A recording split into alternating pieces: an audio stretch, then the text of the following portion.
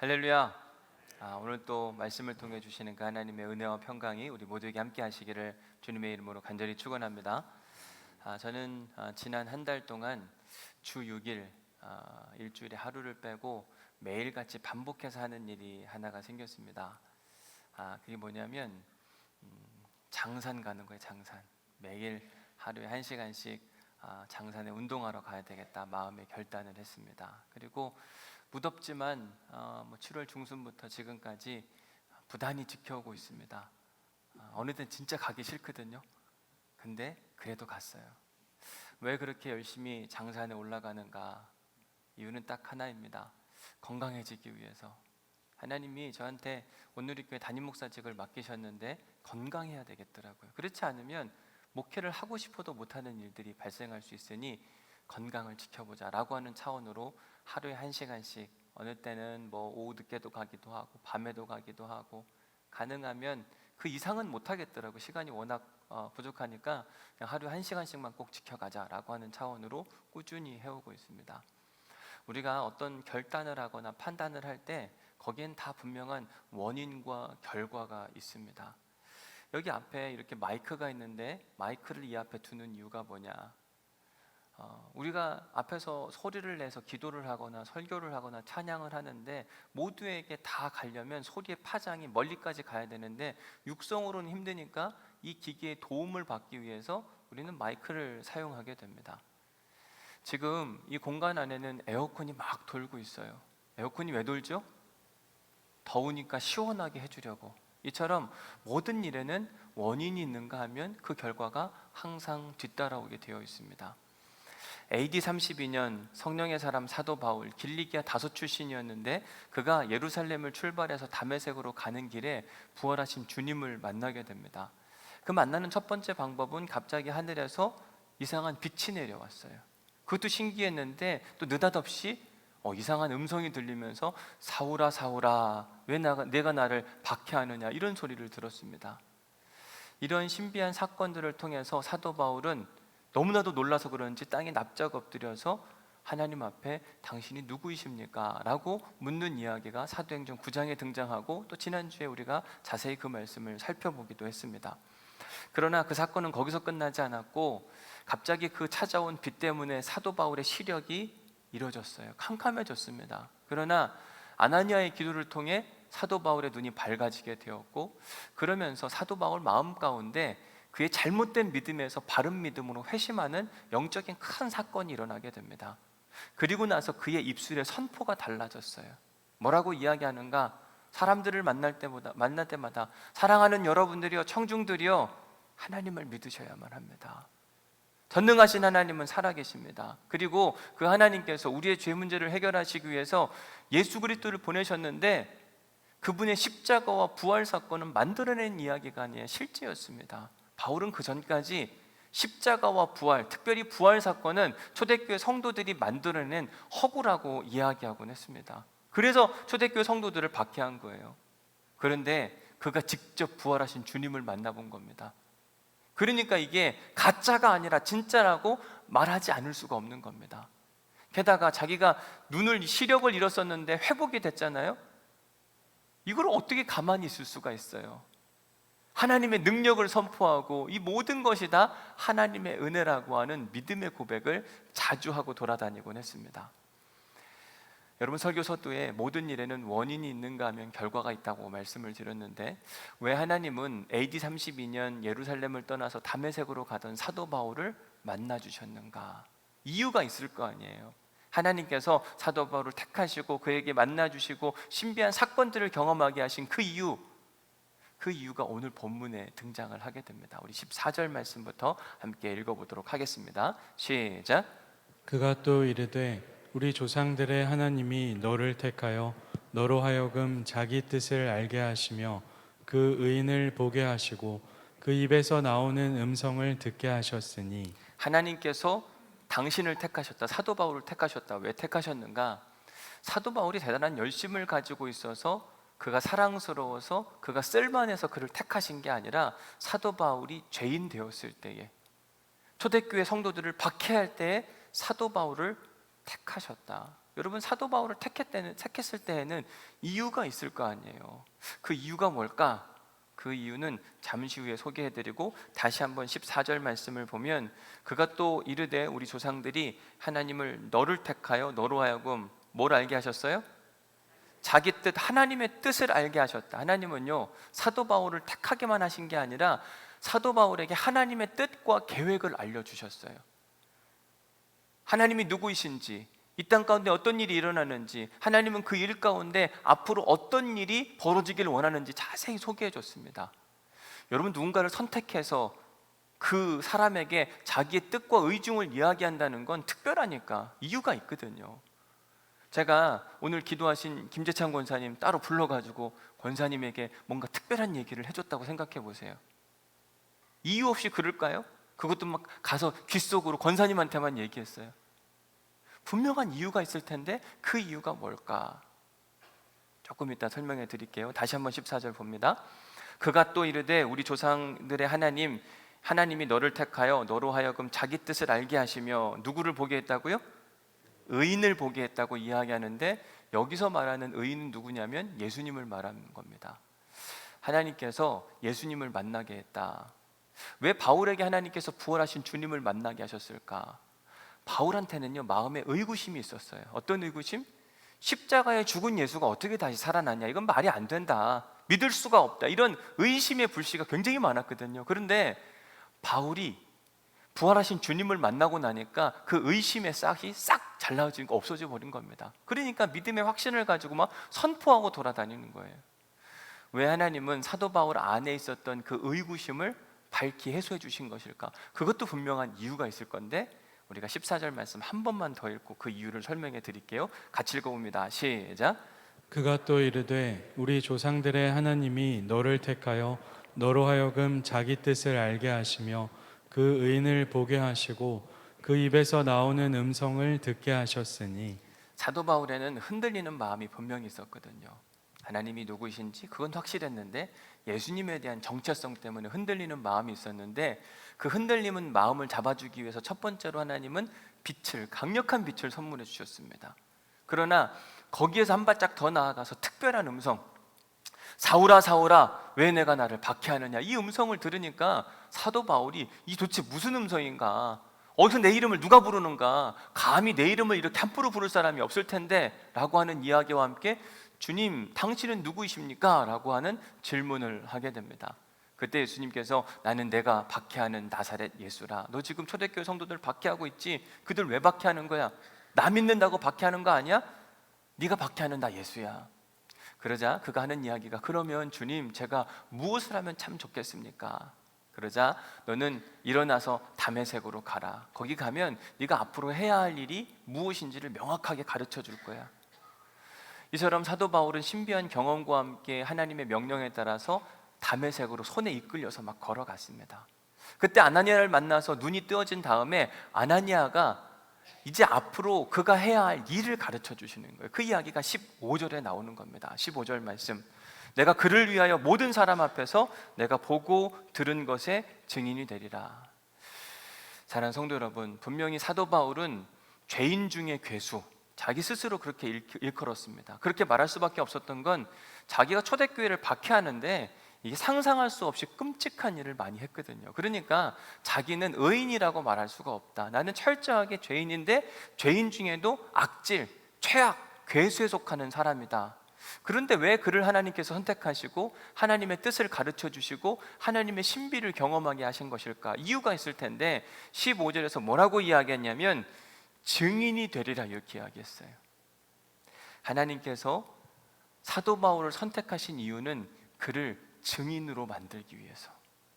근데 여러분 잘 보시면요, 이건 명령형이 아니에요. 증인이 되리라, 원인과 결과를 나타내는 평범한 이야기예요. 너가 이런 이유 때문에 앞으로 이런 인생을 살게 될 것이다. 이건 당연한 거야, 이런 얘기를 하는 거죠. 더 쉽게 말해서 너가 예수 그리스도를 구주로 영접했고 그분을 너의 주인으로 삼았으니 이제 앞으로 너의 인생은 너 마음대로 살 수 있는 게 아니라 예수님을 증언하는 그런 인생을 살 수밖에 없는 거야 라고 하는 이야기를 믿음으로 선포하는 겁니다. 마가복음 1장에 보면 어떤 한 나병 환자가 예수님께 찾아와서 예수님이라면 제 질병을 치유해 주실 분인 것을 제가 믿나이다. 주님이 마음만 먹으시면 할 수 있는 거 아니겠습니까? 저를 좀 고쳐주십시오. 어떤 한 사람의 인생이 아픈 겁니다. 육체적인 질병도 있었지만 나병 환자는 사람들과 거리를 두고 살았어야 돼요. 그러니까 영적으로도 힘들고 어렵지만 외로움도 무척 심하고 어려웠어요. 그러니 예수님이 오셨다는 이야기를 듣고 그 나병 환자는 예수님을 찾아갈 수밖에 없었습니다. 그리고 간절히 부탁을 하니까 예수님이 그를 불쌍히 여기사 불쌍한 마음과 함께 다음과 같은 말씀을 하셨습니다. 마가복음 1장 41절 시작. 예수께서 불쌍히 여기사 손을 내밀어 그에게 대시며 이르시되 내가 원하노니 깨끗함을 받으라 하시니. 내가 원하노니, 예수님이 원하시면 깨끗하게 하실 수 있다고 이야기했는데 예수님이 원한대요. 내가 원하는데 너 깨끗해져라. 깨끗해졌습니까? 안 깨끗해졌습니까? 깨끗하게 나았어요. 그런데 깨끗하게 나은 뒤에 예수님이 이 사람에게 한 이야기가 있습니다. 뭐라고 이야기하냐면 곧 보내시며 엄히 경고하사 단단히 일러주셨다. 뭘 단단히 일러주셨는가? 뭐라고 말씀하시는가 보십시오. 삼가 아무에게도 아무 말도 하지 말고 입 다물고 있으라고 이야기를 하는 겁니다. 그런데 이 나병 환자가 어떻게 했는가? 마가복음 1장 45절에 가서 보니까 그러나 그 사람이 나가서 어떻게 했대요? 여러분들이 만약 나병 환자였다고 한다면 예수님이 날 치유해 주셨어요. 근데 예수님이 입 다물고 가만히 있으라고 했습니다. 여러분들은 밖에 나가서 이 예수님을 소개하고 돌아다니시겠습니까? 아니면 예수님 침묵하라 했으니까 막 침묵만 하고 있겠습니까? 어떨 것 같아요? 침묵할 수 있을까요? 내가 아픈데 나를 회복시켜 주신 하나님의 은혜가 있어요. 아마 이미 근질근질 해가지고 막 떠벌리고 다닐 거예요. 옛날 동화 중에 임금님 귀는 당나귀 있잖아요. 기억하세요? 어떤 사람이 임금님을 만나뵀는데 임금님 귀가 엄청 큰 겁니다.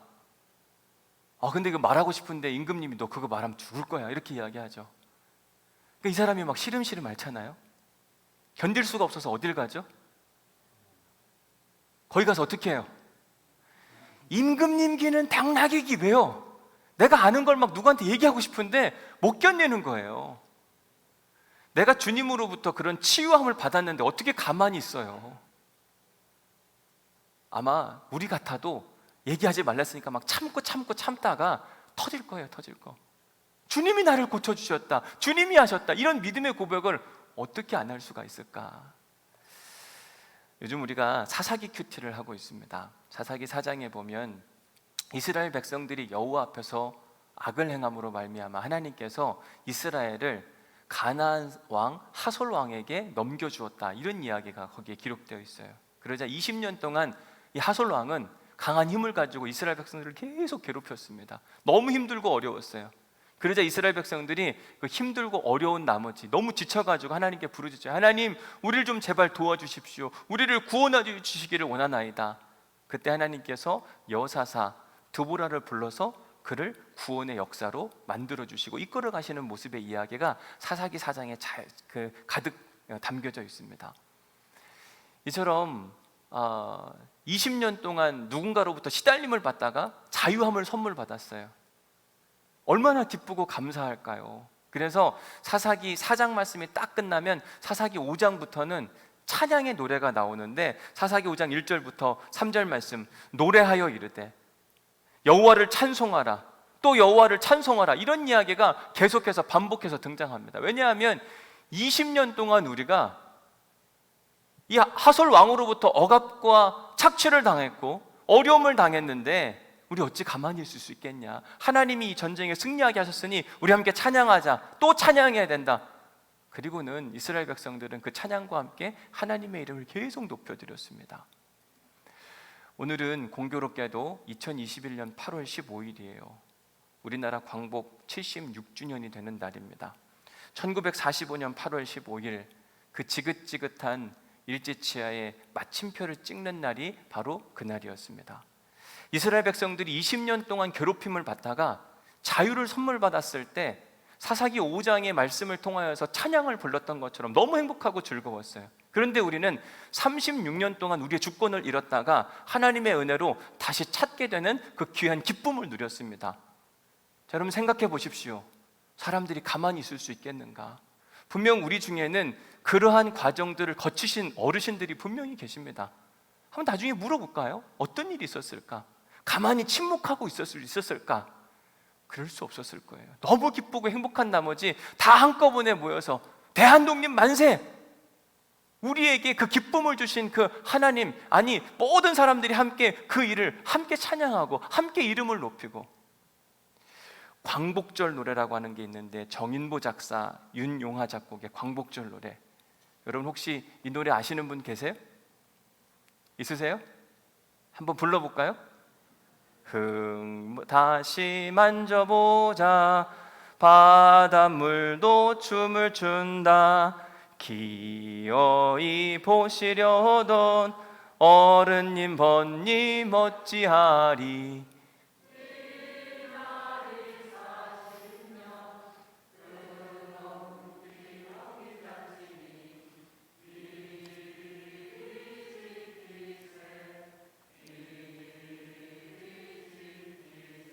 어떻게 잘하셔요? 많이 불렀어요? 왜 부르죠 우리 이거? 그 기쁨과 즐거움, 그리고 절대 잊으면 안 되고 우리 힘을 길러서 나라를 빼앗기는 그런 아픔은 절대로 겪으면 안 된다. 모두의 소원이었기 때문에, 그리고 절대로 그날을 잊을 수가 없기 때문에 이 노래를 기억하고 부르고 또 불렀어요. 그런데 우리는요, 일제치하 36년, 그리고 그때 광복을 얻고 찾았던 그 기쁨보다 더 큰 기쁨이 우리 그리스도인들에겐 있습니다. 그 기쁨이 뭐냐?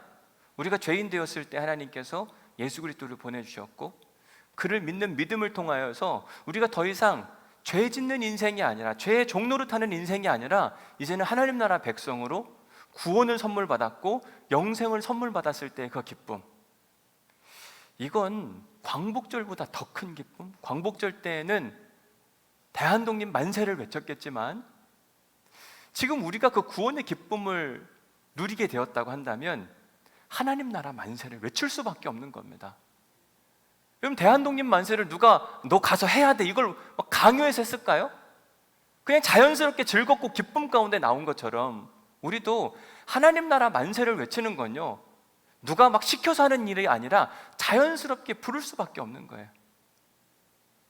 전도라고 하는 건 누가 강요해서 되는 게 아니고, 내가 열심을 내야지, 그래 내가 전도하려니까 한번 해보자, 이게 전도가 아니더라고요. 전도는 지극히 자연스럽게 나오는 거예요.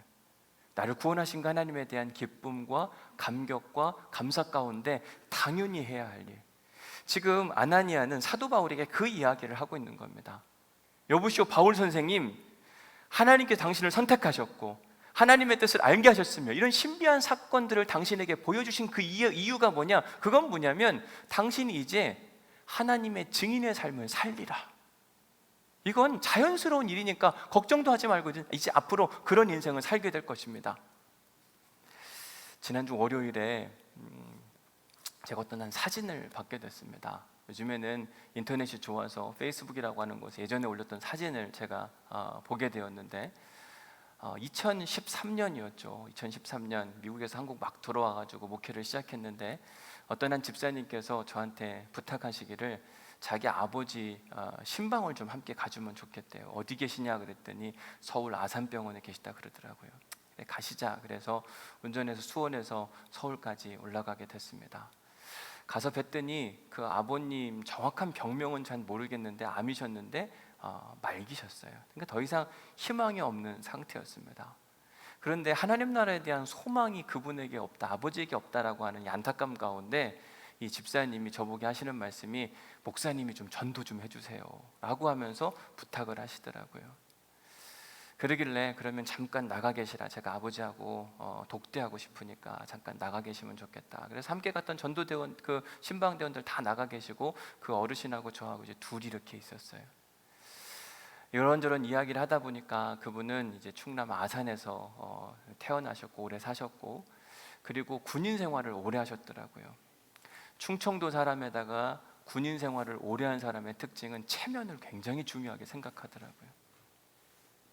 그래서 따님이 나가시자마자 저한테 뭐라고 이야기하냐면, 젊은 목사 양반, 내가 우리 딸 봐서 목사님 만나는 거지 나 예수 믿을 생각 없어요. 그러면서 고개를 돌리시더라고요. 그 뒤로 눈을 마주쳐 주시지 않으셨어요. 계속 고개 숙이고 있는 겁니다. 좀처럼 마음문이 열리지 않더라고요. 한참 애를 쓰다가 안 되겠다 싶어가지고 집사님 불러서 우리 여기까지만 오늘 해야 될 것 같다. 조급한 마음은 제가 알겠지만 다음번에 우리 다시 한번 도전해보는 게 좋겠다. 그렇게 병문안을 마치고 다시 수원으로 내려왔습니다. 그리고 한참의 시간이 지났습니다. 한 9개월, 10개월 지났을까요? 이 집사님이 다시 한번 저한테 찾아오셔서 신방을 좀 해주시면 안 되겠냐. 이제 진짜 우리 아빠 얼마 안 남은 것 같다. 지금 수원 아주대병원에 있으니까 한번 꼭 가달라 이렇게 이야기를 하셔서 그래 가자 가시죠. 그러고서는 신방을 갔습니다. 9개월 10개월 뒤에 뵀는데 이분 얼굴이 완전히 달라졌어요. 전에는 휠체어도 타시고 또 음식도 잘 드시고 괜찮으시거든요. 말씀도 잘하시고 이제는 인공호흡기 끼시고 숨을 헐떡거리시는 그 모습을 뵈니까 안타깝더라고요. 인사드렸어요. 안녕하세요, 박승수 목사입니다. 잘 지내셨어요? 힘드시죠? 기도해 드릴게요. 그리고는 손을 꼭 붙잡고 간절히 기도해 드렸습니다. 그리고 나서 그 다음날 새벽부터 무조건 찾아갔어요. 안 되겠다, 이게 이제 얼마 안 남으신 것 같으니까 이거밖에 없겠다. 그래서 새벽기도 끝나면 한 6시 15분쯤 됐나 그래요. 한 10분 15분 걸리니까 병원 도착하면 6시 반. 사람들이 교대할 때요, 직원들도 그렇고 그리고 보호자들도. 그래서 갔더니 사람도 없고 너무 좋더라고요. 그래서 이유 없이 가서 기도해 드리고 오는 겁니다. 매일 찾아갔어요. 그랬더니 어느 날 따님 되시는 집사님이 저한테 그러더라고요. 목사님, 요즘에 매일 새벽마다 우리 아빠한테 온다면서요? 네, 너무 고마워요. 그런데 우리 아빠가 세례를 받으시겠대요. 세례 줄 수 있나요? 너무 기쁘고 감사한 얘기했습니다. 언제 갈까요? 지금 갈까요? 그랬더니 다음에 하자. 그래서 그 다음날 이 간이용 세례 키트를 가지고 가서 내가 성부와 성자와 성령의 이름으로 세례를 주노라. 근데 그때 주시는 그 하나님의 은혜와 감동은 잊을 수가 없더라고요. 너무 기쁘고 감사했어요. 그리고 그 다음날 다시 새벽에 가서 그 어르신을 붙들고 간절히 또 기도해드리고 나오는데, 참 신기한 건 목사 양반 고마웠어. 나 이제 갈게. 잘 가. 제가 그렇게 쳐다봤어요. 나 뒤에 나오다가. 근데 여전히 호흡기를 끼고 있는데. 그래서 그날 제가 아침에 그 일을 그렇게 기도해드리고 그 사건이 있은 다음에 집에 와서 여보, 그 어르신 돌아가실 것 같다. 근데 진짜 그날 돌아가셨어요. 지난 월요일 날 설교 준비를 하는데 이 사진이 딱 뜨는데 많은 생각을 좀 해보게 됐습니다. 2015년도에 제가 올린 사진이니까 왜 하필 이때 이 사진이 딱 떠서 오늘 설교하고, 이게 뭘까? 왜 나는 그때 정신없이 매일 새벽마다 저분을 찾아가서 계속 말씀을 나누고 기도해드리고 이런 시간들을 가졌을까? 곰곰이 묵상하는데 이유는 하나밖에 없더라고요. 성령님께서 보내시는 거예요. 나는 저 한 사람, 저 한 영혼을 구원하고 싶은데 박 목사, 네가 가면 좋겠다. 너가 구원을 받았듯이 저 한 사람도 구원을 받으면 참 좋겠는데, 그러면서 하나님께서 계속 새벽마다 등을 떠미시는 겁니다. 저라고 왜 안 피곤하겠어요? 그 시간에 저도 저 하고 싶은 일을 하든지 아니면 잠을 자든지. 근데 계속해서 하나님이 등을 떠미시는 겁니다. 가야 되겠다, 가야 되겠다. 가서 기도해드리고 사랑을 베풀고 세례를 함께 나누고, 결국 하나님께서 이 집사님의 믿지 않는 남동생까지 복음으로 인도하는 놀라운 역사가 일어났어요. 그러니까 그 집사님 하시는 이야기가 뭐냐면, 우리 아빠가 우리 동생 믿게 하려고 하나님께서 선물로 허락하신 것 같다고. 암을 뭐라고 표현하냐면, 이 죽음을 뭐라고 표현하냐면 하나님이 주신 선물이라고 표현하는데, 그게 또 제게는 은혜가 되더라고요. 여러분이 앞에 마이크가 있어요. 마이크의 기능은 소리를 확장시켜서 모두가 잘 들을 수 있도록 하는 겁니다. 그런데 이 마이크가 갑자기 작동을 안 합니다. 기능을 제대로 못해요. 그럼 어떻게 해야 되죠? 고쳐야 돼요. 근데 고쳤는데도 안 돼요. 그럼 어떻게 해야 됩니까? 바꿨어야 되는 거예요.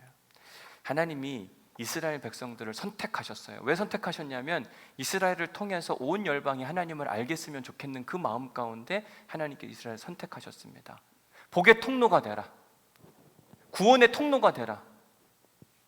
그런데 이스라엘 백성들은 그 역할을 잘 못하자 하나님께서 예언서에서 자주 사용하셨던 단어가 있는데 히브리어로 토에바라는 단어를 썼어요. 토에바는 한국말로는 역겹다, 너희들의 삶이, 너희들의 예배가 참 역겨운 인생이다, 이런 이야기를 자주 하셨거든요. 제발 돌아와라. 그런데도 안 돌아와요. 그러니까 하나님께서 토해봐, 역겨운 이스라엘의 인생을 토해내 버리셨습니다. 이스라엘 백성들이 머물러야 될 곳은 적과 꿀이는 가나안 땅인데 그들을 토해내심으로 어디로 토해내 버렸냐면 바벨론 제국으로 토해내 버리셨어요. 그로 인해 수없이 많은 아픔을 겪게 하셨습니다. 참 안타까운 이야기예요. 하나님께서 사도 바울을 택하셨어요. 그리고 그에게 하나님의 뜻을 가르쳐 주셨고 앞으로 그가 해야 할 일까지 가르쳐 주셨습니다. 너는 네가 보고 들은 것을 증언하는 증인이 되리라. 이런 하나님의 기대에 바울은 토해봐, 역겨운 인생을 살지 않았고 하나님의 기대에 부응하는 인생을 살았습니다. AD 47년부터 AD 57년까지 10년 동안 2만 킬로를 돌아다니면서 복음 증거를 하는데 멈출 수가 없는 겁니다.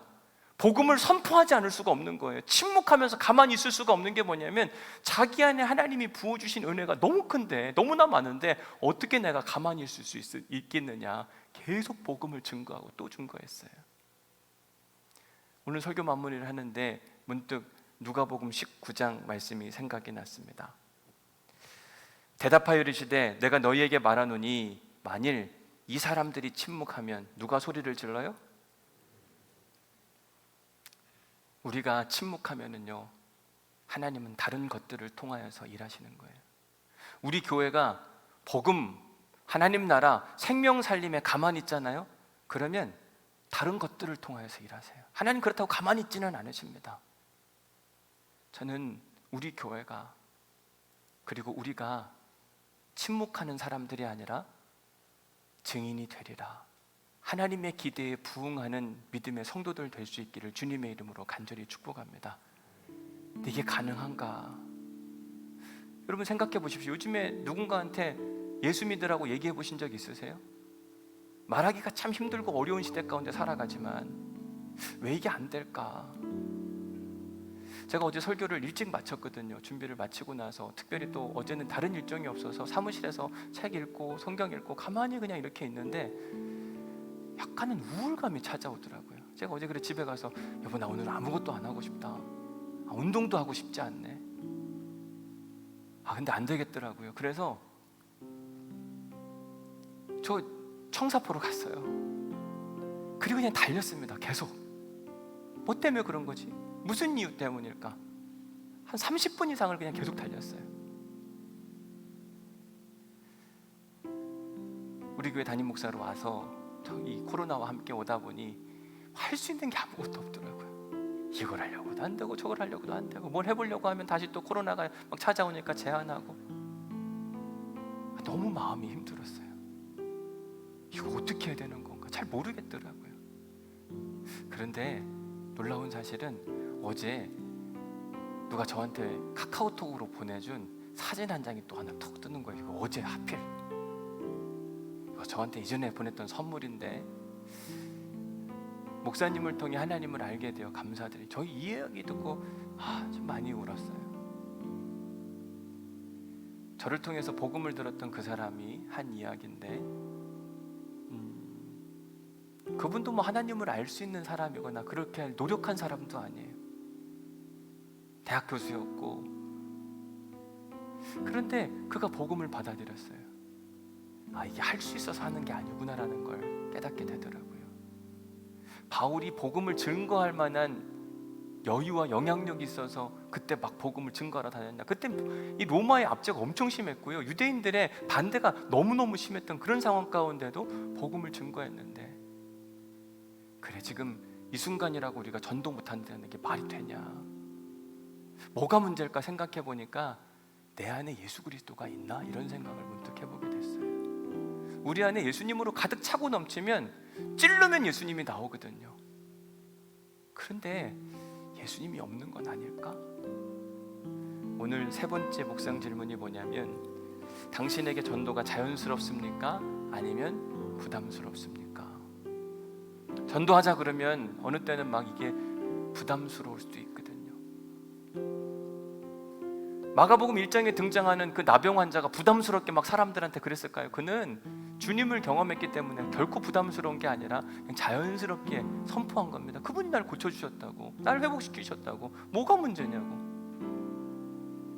오늘 우리가 함께 부를 찬양이 주 예수보다 더 귀한 것은 없네라고 하는 찬양인데, 어느 때 보면 우리가 부동산 이야기도 많이 하고 주식 이야기도 많이 하고 자녀 이야기도 많이 하고 주님 이야기는 어디든가 사라져버리고 없어졌어요. 우리한테 회복해야 되는 게 뭐냐면 주 예수보다 귀한 것은 없네. 저는 우리 안에 이 믿음의 신앙이 회복되기를 간절히 소망합니다. 이 믿음의 고백만 있으면 우리의 입술에서 자주 나오는 이야기가 예수님, 주님이 그렇게 하셨고 주님이 하신 이야기에 대한 소개가 참 많았을 텐데, 우리 찬양하면서 내 신앙과 함께 우리의 믿음의 고백과 결단을 하나님께 올려드리도록 하겠습니다. 주 예수보다 더 귀한 것은 없네.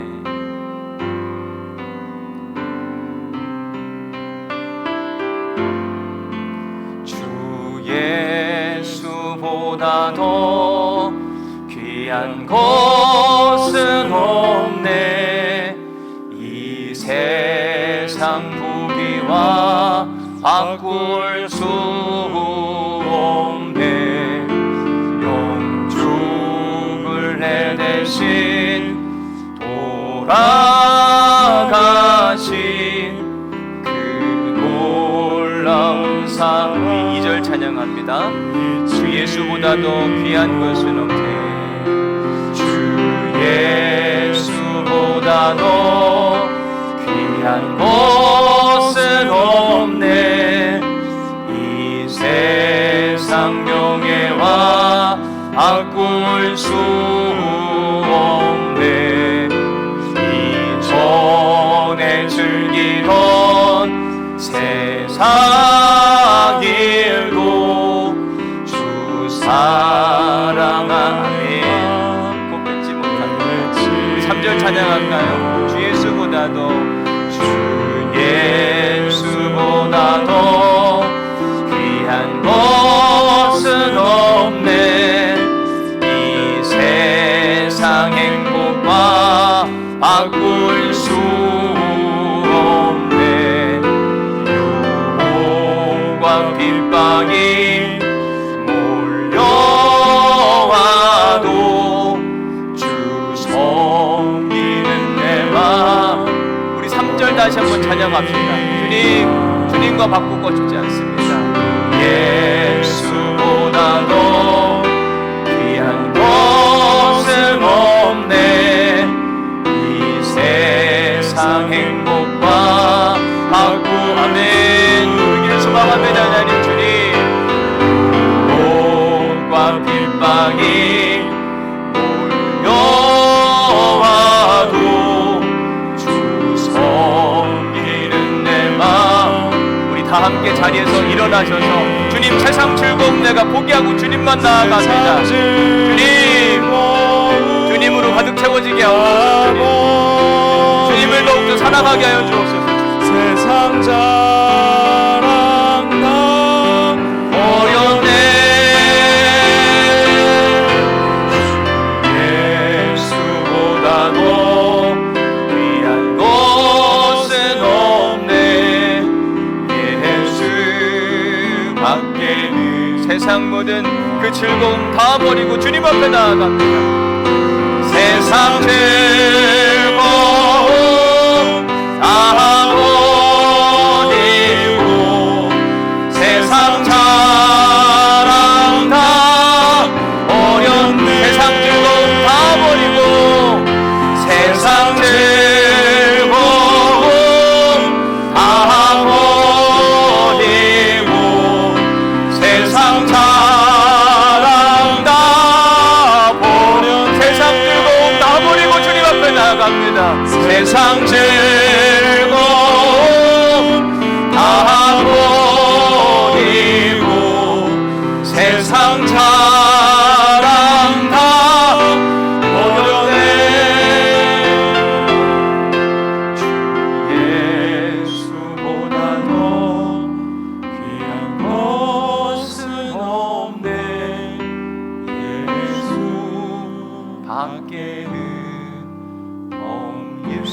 예수밖에는 없네.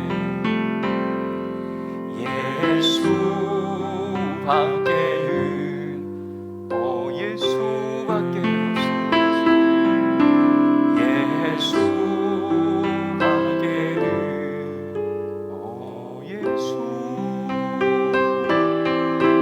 예수밖에는 예수